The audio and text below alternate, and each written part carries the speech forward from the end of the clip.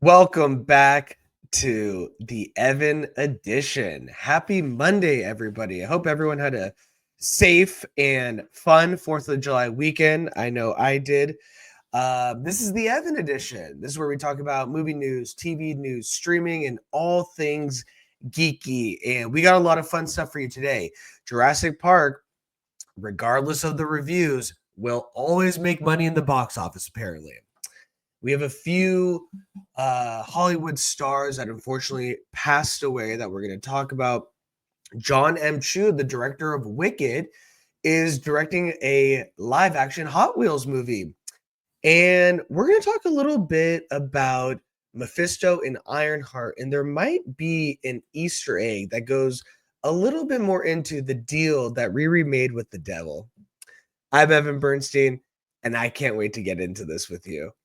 Hope everyone had a great weekend, like I said before, because we are now in the midst of summer. And with that means more blockbuster movies.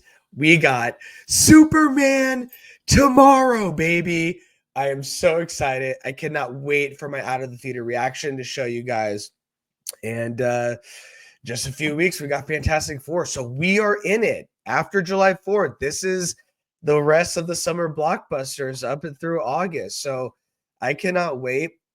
And we're going to get into Jurassic Park and how that bad boy just ceases to never die in the theater, regardless of how poorly it's reviewed. So before we get into all that stuff, I want to talk to you a little bit about some unfortunate passings in Hollywood. As you know, the memoriams at the award shows honor the people that have passed away that year in the Hollywood business. And when it comes to people passing away too soon, especially in the movies and the things that you love, it's a little bittersweet because one, you love the things that they've been in, you grew up with them, they're nostalgic, and then two, sometimes they're so young, you feel like there was more to give, but the best thing to do is to honor them and talk about their memories. And so this one unfortunately shocked a lot of people over the 4th of July weekend. Julian McMahon has passed away. This comes to us from Deadline. They say actor Julian McMahon, known for his starring roles in Nip Tuck, Charmed, FBI Most Wanted, in the 2000s Fantastic Four movies, died July 2nd in Clearwater, Florida, after a private battle with cancer. He was 56. And I believe this is a quote by his partner, who said, "With an open heart, I wish to share with the world that my beloved husband, Julian McMahon, died peacefully this week after a valiant effort to overcome cancer." This was a statement to Deadline. She said, "Julian loved life. He loved his family. He loved his friends. He loved his work, and he loved his fans. His deepest wish was to bring joy into as many lives as possible.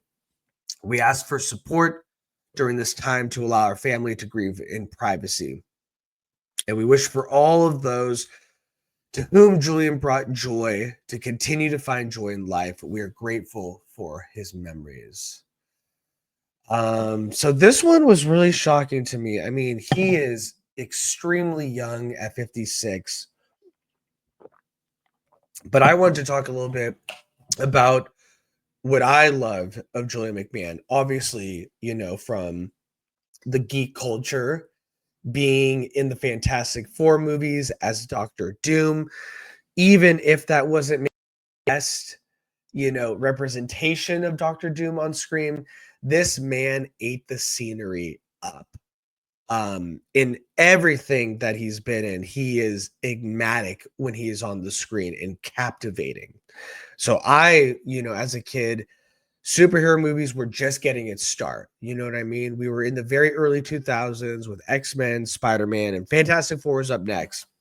And even though looking back, it might not be the best movie, at the time when you're a kid, you're just so excited to see Fantastic Four on the big screen.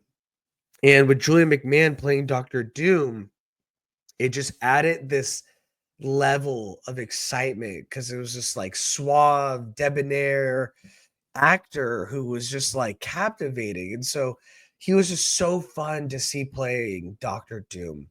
On top of that, as mentioned before, in Nip Tuck on FX, Nip Tuck, um, he was so good in that role. This was a time where the landscape of TV was changing, and FX had, I don't know, I think Shield was coming out, or this was before that. I think this was really leading the charge on FX making its statement as a powerhouse in original storytelling, kind of like in the vein of HBO.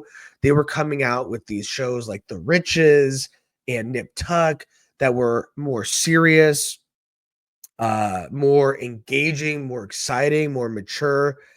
And Nip Tuck was leading the charge. It was produced by Ryan Murphy, who now we know is one of the greatest TV and movie producers of all time, especially in the TV landscape. And it was a phenomenon. Nip Tuck was talked about so much, these plastic surgeons in Hollywood. You had the brash playboy and Julian McMahon, and Dylan Walsh played the family man, which I think kind of resembled their lives in real lives. And Dylan had a really nice post, but I remember Nip Tuck, it was so captivating seeing him in. And so yeah, I just wanted to remember Julian McMahon, man, gone way too soon, but what a presence on screen, gone but not forgotten. Unfortunately, that is not all the news for Hollywood stars passing away. On top of Julian McMahon, we also had the news that Michael Madsen also has passed away. I know this is, not the best way to start a show. It's really, it's depressing. But at the same time, when you grow up with these kind of actors, I mean, this guy, Free Willy, Reservoir Dogs, Kill Bill, I mean, this was my childhood. And so they need to be honored because they're part of your memories growing up. These movies, these things matter to us. And so it's so important that we honor these people that passed away. Yes, it's a heavier subject than Hot Wheels or anything like that, but I truly believe these people should be honored for the work that they did because it means something to every person, whether it's something great, whether it's just a movie they loved. It means something to them, and they need to be honored. So this comes to us from the Hollywood Reporter. They say Michael Madsen, the rough and tumble actor, best known for his work in Tarantino films like Reservoir Dogs, Kill Bill 1 and 2, The Hateful Eight, and Once Upon a Time in Hollywood, died Thursday morning. He was 67. So he was found unconscious. Lisa Rodriguez, his rep at EMR Media Entertainment, said, "We understand Michael had a cardiac arrest." Madsen's official bio notes that he balanced intensity with introspection, whether delivering chilling dialogue or quietly capturing a moment behind the camera. His commitment to storytelling remained constant. He brought both edge and soul to every role, and his enduring influence on American cinema is undeniable. His big screen body of work included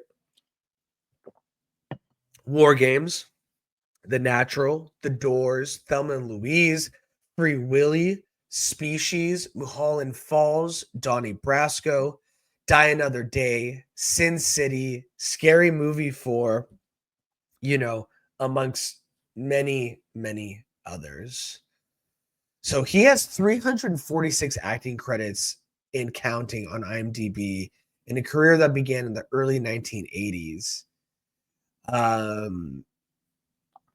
For me specifically, Free Willy was a huge movie, and he was like the stepfather, and It was interesting as a kid because I remember him, War Games is really big, Sin City, but with Free Willy and, like, Species around these, like, mid-2000s times, Thelma and Louise, it was so interesting to see an actor who could be so intense, so intense, in, the dancing, "Caught in the middle with you," like, so infamous in Reservoir Dogs, but then in Free Willy, this, like, cool, like, kinda stepdad character, he was just, like, he had this range, and then Species, um, he was a leading man. He wasn't just a character actor. He was a little bit softer in Free Willy, a little bit harder in Sin City.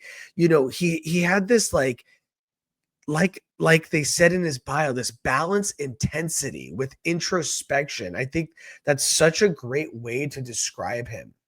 And he had this voice, this, like, gravelly voice, and I don't know if you remember, but in the end of Kill Bill 1, he's and it's the end of Kill Bill 1, but it's also the introduction of his character.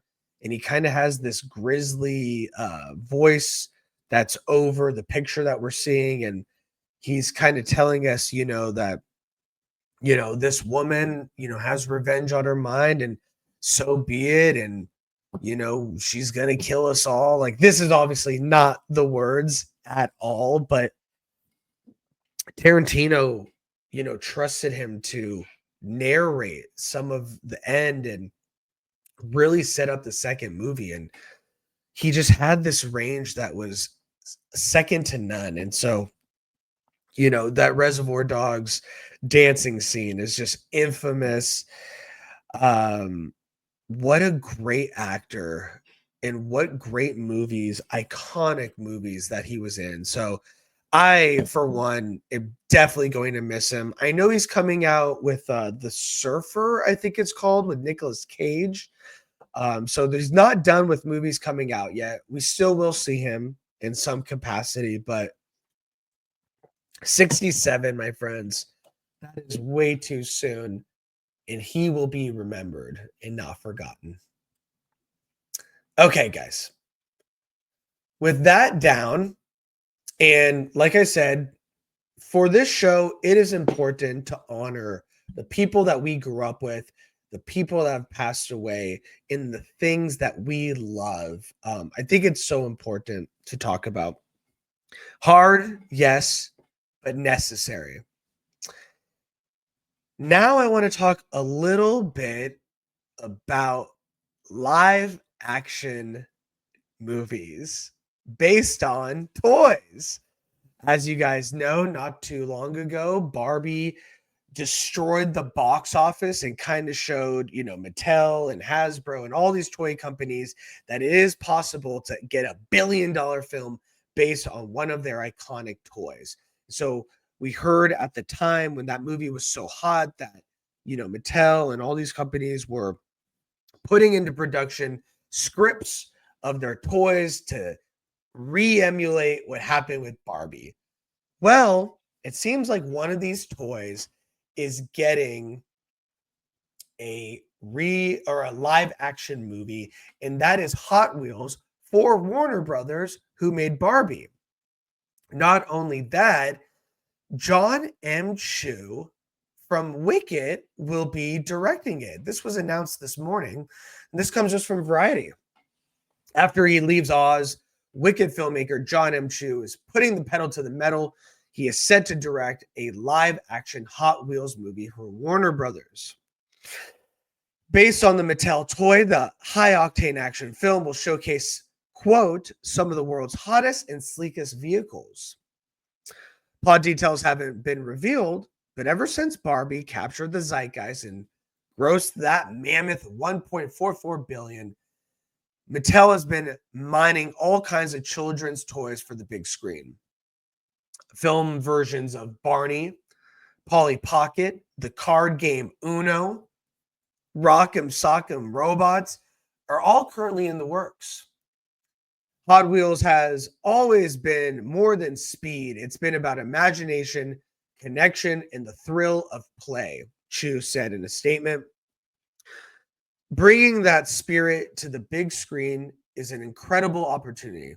I'm excited to create an adventure that honors Hot Wheels' legacy while driving it somewhere entirely new. Driving it. Jewel Taylor and Tony Rettenmeyer, who partnered on Creed 2 and Netflix's They Clone Tyrone, which I think is underrated, will pen the screenplay with J.J. Abrams' company, Bad Robot Productions, and Chu's Electric Somewhere serving as producers. Mattel Studios president and chief content officer Robbie Brenner described the filmmaking team as uniquely positioned to capture the heart, adrenaline, and spirit of Hot Wheels, a leading brand in car culture.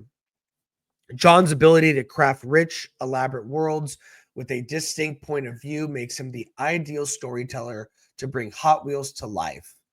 Brenner said his films are visual spectacles, true eye candy, but what sets them apart is how he weaves unforgettable narrative within those stunning frames.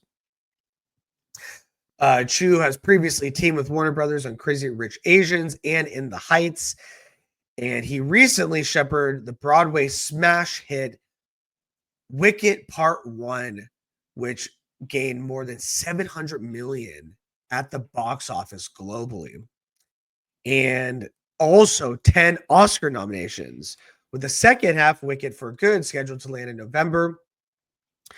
Chu has attached his name to dozens of film projects at the moment, including Play-Doh animated adventure, a Britney Spears biopic, an adaptation of Dr. Seuss's book, All the Places You'll Go, and another stage-to-screen musical in Joseph and the Amazing Technicolor Dreamcoat. So there you have it. Jon M Chu is set to direct Hot Wheels live action for Warner Brothers. They have their writers. This movie looks like it probably will be coming out in the next 2 years. This looks like it's being fast-tracked. They have a team that they're confident in. They want to recapture the money from Barbie.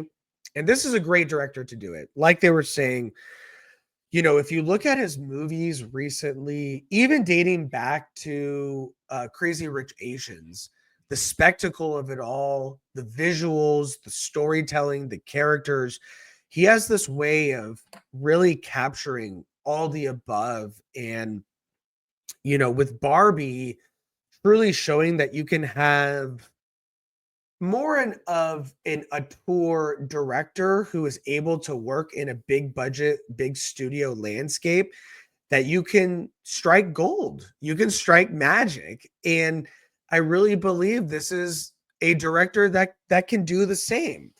Now, will it be as big as Barbie? I don't think so. I think that Barbenheimer time in the movie theater is something that is insanely hard to capture again. It only happens by luck, by happenstance.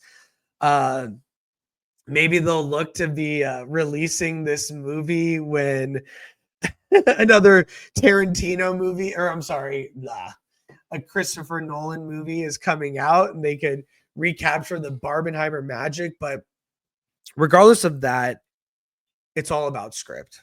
It's all about story. And if you have a good story to tell within Hot Wheels, you know, we're coming hot off of F1, which is a great racing movie. If you can tell some kind of like racing movie in this like imaginative world where you can build your own tracks, something that truly captures, you know, the imagination of Hot Wheels when you're a kid. I mean, kids love Hot Wheels. It is timeless, you know, just like Barbie. So I think there's a lot you could do here. And with Jon M Chu at the helm, I think you could strike some gold. But is it going to be as big as Barbie? That remains to be seen. You know, plot details are being kept under wraps. So we don't quite know what they're thinking of, but we do know that the creatives behind it, they've come out with some good stuff, and they have more to tell. They have more adventure and spectacle and imagination to build off of. And so I, for one, am excited. Let me know what you guys think. Are you excited for a Hot Wheels movie? Does Jon M Chu at the helm maybe get you a little bit more excited than you thought you would have been for a Hot Wheels movie? Drop a comment below, be a part of the conversation, and let me know. Okay, guys.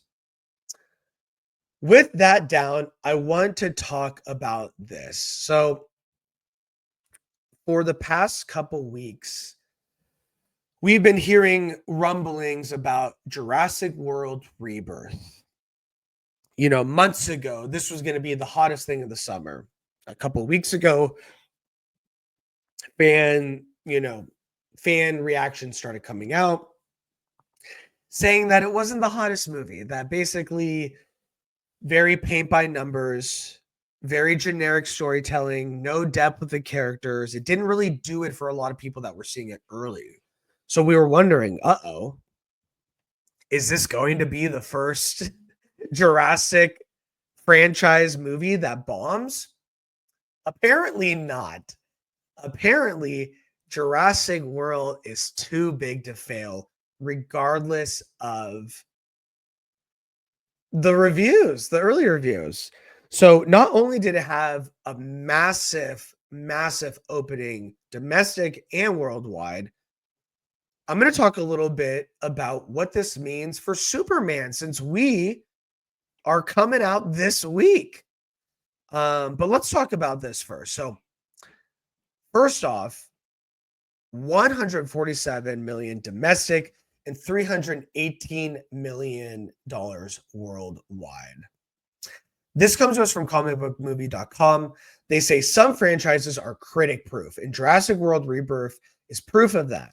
The movie has a 52% on Rotten Tomatoes, and even with a near franchise low B cinema score, moviegoers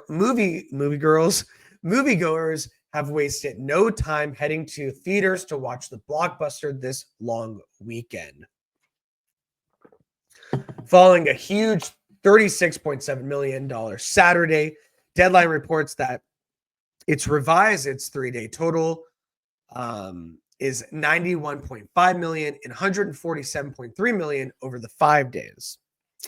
Now secured one of the biggest Independence Day openings ever, behind only Transformers: Dark of the Moon, 157.1, and 2004's Spider-Man 2, one of the best, 152.4 million. Globally, Jurassic World Rebirth debuted with a colossal $318.3 million in the box office. Oh my goodness. The second best worldwide bow for the franchise, behind only 2015's Jurassic World, which was $525.5 million. Jeez. With a $180 million production budget, this is shaping up to be a hit and likely the opening chapter in a new trilogy. If you keep going, they're going to keep making it. Universal domestic distribution chief Jim Orr shared, Jurassic World Rebirth is the perfect summer blockbuster, an epic, edge-of-your-seat adventure with an incredible cast, visually stunning direction, and a thrill ride that is very best of what the theatrical experience can offer. In the US, F1, the movie held up with 26 million over the 3-day haul and 109.5 million domestic total. So, ultimately, Jurassic World Rebirth success isn't great news for Superman, is what comicbookmovie.com is reporting. Word of mouth doesn't seem to be negatively affecting it. And even if it suffers a huge 50% drop heading into its second weekend, the movie is still going to draw the attention of many moviegoers who might otherwise have bought a ticket for the DCU reboot. While Superman is still eyeing $100+ million opening, pre-sales tickets have slowed significantly as casual fans and regular moviegoers wait on reviews, the first of which have not been great. There have been concerns for a while that Superman would suffer by dropping between Jurassic World Rebirth and the Fantastic Four First Steps, but we'll have a better idea of what to expect in a few days. Estimates for Superman's opening weekend are all over the place. but it will be how the movie holds up in the weeks following its release that could decide this DCU's fate. So, I believe what they're pretty much getting at is that this movie did really well. And now, hot off the heels, I'm seeing Superman tomorrow, a bunch of fan screenings, courtesy of Prime and AMC theaters. And then the rest of the world's going on Thursday, starting Thursday. That is extremely close to Jurassic World coming out. And obviously fans interested because they've been going in droves this past holiday weekend and it made a ton of money and it doesn't seem like it's going to let up. So is the Jurassic World movie going to take away from Superman this weekend? Yes. Unfortunately, I think it is. I mean, all signs point to people really loving this franchise. And are they going to go to a trusted franchise or a new superhero movie where superhero movies haven't been doing as well as they should have been, Thunderbolts, in theaters recently? So I think this could definitely affect the box office opening weekend for Superman. But like they said, only time will tell. I am so excited for Superman. It is the most anticipated movie for summer for me, over Jurassic World, over F1, which I loved, over Fantastic Four, Jurassic World, Fantastic Four, Fantastic World. These are starting to sound all similar. It's going to affect it for sure, to the extent we don't know what that extent will be. So I am so curious to see. I cannot wait to talk about it with you guys, but great for Jurassic World. I hope the movies get better. I definitely will see this when it comes out on streaming. Movies are expensive. We can't all go to them, so we got to pick and choose wisely. I picked F1. I picked Superman early. I picked Fantastic Four early. So those are what I'm sticking with. And let me know what you guys think. You know, did you see Jurassic World? Do you think that this is a great addition to, the franchise, starting a new trilogy? Does this get you excited? Do you think this is going to take away from Superman's mojo at the box office? Or do you think that the two can live on and we can have a superastic world, Barbenheimer kind of weekend? Who knows? But drop your comments below and let me know what you think. And definitely let me know if you saw the movie and this is something that you really enjoyed, because I would love to hear from you guys. All right. With that down, I want to move on to our last topic, which is Ironheart. I didn't get to talk about it with you guys. As you know, we're going through a rebrand, which we're going to talk about in a little bit with the show. And so I had this whole thing lined up talking about Ironheart, talking about Squid Game season 3, talking about The Bear season 4, but I didn't get to it. And I wanted to talk about Mephisto. Spoilers ahead if you haven't seen it. And you're a fan like us, there's no way that you don't know that Mephisto is in it. But spoilers ahead if you didn't see it. And I want to talk about this because comicbookmovie.com came out with a great Easter egg of what they believe will reveal more about Riri Williams' deal with the devil, the deal with Mephisto. And they say this: Ironheart's finale finally introduced the MCU's version of Mephisto, played fantastically by Sacha Baron Cohen. Like his comic book counterpart, the villain seems to have a habit of making deals in exchange for someone's soul. In Parker Robbins' case, that meant giving him the hood so he could achieve everything that he wanted.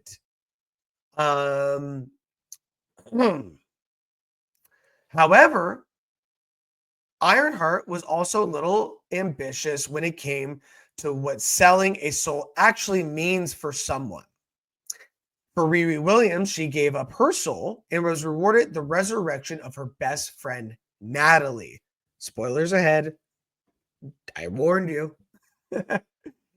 But what does that actually mean? Is Riri destined to grow increasingly more demonic in a nature as Parker did before her, at least until he was separated from the hood?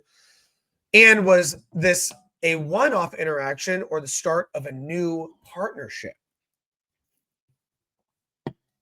One eagle-eyed fan noticed that in the background of the show's final scene, the hood can be seen draped over Riri's armor. This leaves us with more questions than it does answers. But can we assume that she's now piloting that suit while wearing the hood? It's a compelling possibility and one that drastically alters this character's status quo in the MCU.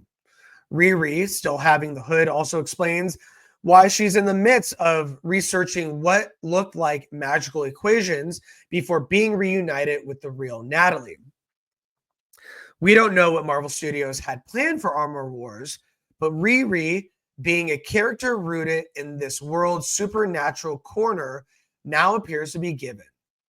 It's also looking increasingly likely that she could unwittingly head down a villainous route as Mephisto's influence over her increases.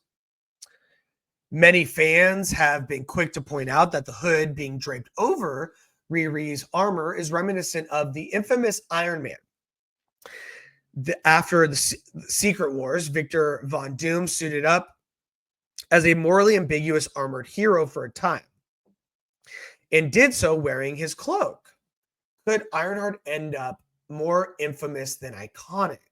Right? That was her line. I want to make something iconic. We'll have to wait and see. It's an informed decision, Ironheart executive producer Ryan Coogler recently told Collider. She sees Hood at his worst. She sees what the deal with this guy looks like. She still does it for a friend. You learn that just how much she loves this person. It's one of the more interesting things that we've seen somebody doing in the MCU. And that's hard because there have been a lot of movies and a lot of shows.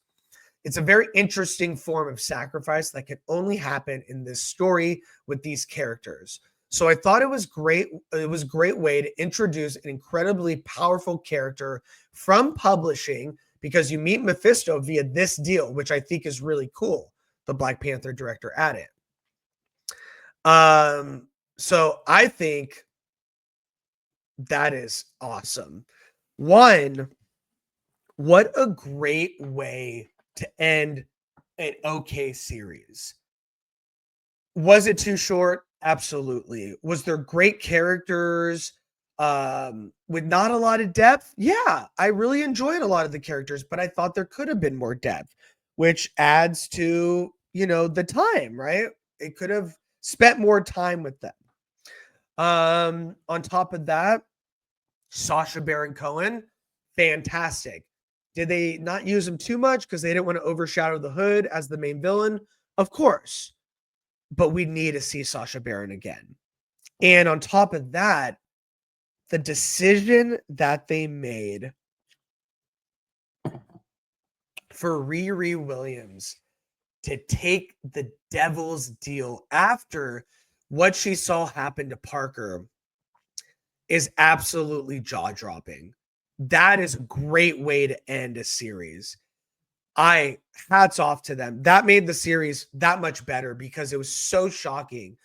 I've heard other people think she's going to give the classic, nah, I'm good, and walk off, but she didn't do that. She took the deal and it tracks with the story of her character, the whole series. On top of that, like comicbookmovie.com talked about, there's a whole backstory with the Hood over a suit of armor. That would be awesome to see. I TikToked. I want to see it in a Champions Young Avengers type show where Mephisto is the main villain. He's after Tommy and Billy's soul. And Riri's part of the team, but unbeknownst to them, she's the inside man for Mephisto. She made a deal with the devil. There's so much storytelling you can do there. And so I think this is a great way in. I think aesthetically with the hood over the suit, like badass. And I do think it's an Easter egg. It could lead to nothing or it could lead to something.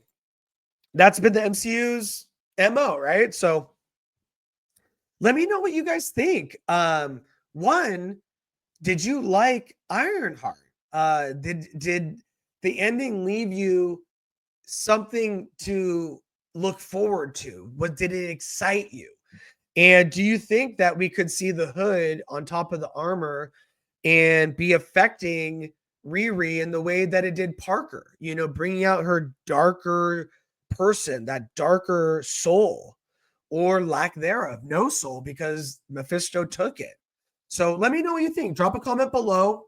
I'd love to hear your thoughts.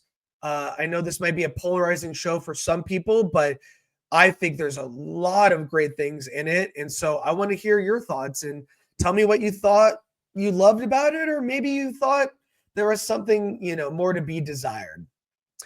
Okay, guys. On top of that, with the rundown that we do at the end of every day, just in case we miss something, Beetlejuice 3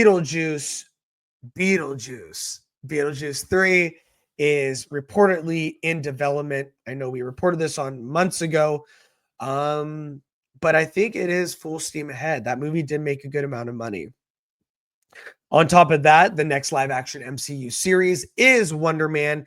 This will be coming to Disney Plus in December. Charlize calls out Hollywood for giving male action stars a free ride after their box office flops. She says action films with female leads don't get greenlit as much as the ones with male leads. I think the thing that always frustrates me is the fact that guys will get a free ride. She says when women do this and the movie maybe doesn't hit fully, they don't necessarily get a chance again. With this, we were very aware that eyes were on us. It's not a risk that studios want to take, but they'll take it many times on the same guy who might have a string of action movies that did not do so well. And I think she's referring to her movie coming out, the Immortal movie, The Old Guard too, that came out on Netflix, that unfortunately is not getting great reviews. And I really enjoyed the first one, amongst, I know a lot of other people did too. So that was interesting. And let me know what you think about our comments, whether you agree or disagree. I think it is an important and great discussion to have. On top of that, the Baxter building has been listed on Zillow. 4-bed, 4-bath, 4,444 square feet. And the price, that's right, 4,444,444. That's great. Great advertising. I love that. So that seems to be it. On top of that, Lilo and Stitch crossed 970 million globally. It's expected to cross $1 billion soon. And I called it. If it's good, that movie was going to be $1 billion. And I love that movie. Go out and see it. On top of that, Bryce Dallas Howard will direct at least one episode of Ahsoka Season 2. Give her a Star Wars show, please. She is really good. I love her. This means that Howard is the only director to have directed episodes of The Mandalorian, Boba Fett, Skeleton Crew, and Ahsoka. I love that. I wonder, did she do Obi-Wan? I guess not. And with Jurassic World doing so well, Scarlett Johansson is now the highest grossing actor of all time at the worldwide box office. Congratulations, girl. That's awesome. So that is it for the news. That'll do it, my friends. Before we go, I wanted to talk a little bit about the Evan edition. I know we are in the transition. This is the new show. I am so happy to be with you guys still and be talking about the things that we love. We're going to have a lot of fun stuff coming up. I got other guest hosts coming. And I can't wait for you guys to meet them. They have fantastic takes, great perspectives on the things that we love. So stay tuned for that. I'm working on an intro video with the song and all that stuff. I can't wait to show you guys. So be here with me on the journey, for the ride. There's so much to see, so much to do, so many places to go that I don't know what I'm singing right now, but we're gonna sing some more. That was crazy. We're gonna do more crazy stuff, but stay tuned. I think the best thing, with these shows is seeing the growth. You saw with us the past 10 months, the growth, but this is a new stage. And what that means, new aesthetic, new name, new backgrounds, new overlays, new theme songs, new segments, new people on the show. And so I think it's really exciting to be there from the ground floor. So be there with us, be there on the journey, comment, be a part of the show, suggest things that you think we should add, suggest things that you think aren't working. Like, I want to hear from you guys and I want you to be a part of the community. So that's my spiel. That's it. Follow us. We're on TikTok. We are on Instagram. We are on X. You can follow us at the Evan Edition and be here with us for the journey, because I love doing this with you guys. I love starting this community, and there's so much more that we're going to do. So I can't wait to be here with you guys, and stay tuned next time. We're going to hit the beginning of the week, and then we're going to hit the end of the week. I think that's how we're going to do it. And then maybe when, fun stuff like trailers and that comes in the middle, we will be dropping it. Stay tuned for my out of the theater reaction for Superman. We're going early tomorrow night. I am so excited. I cannot wait to look up, and I can't wait to talk about it with all of you guys. So stay tuned. Superman, baby. Go to the theaters, and we will talk to you guys next time. Have a great rest of your Monday, and take care. Bye-bye.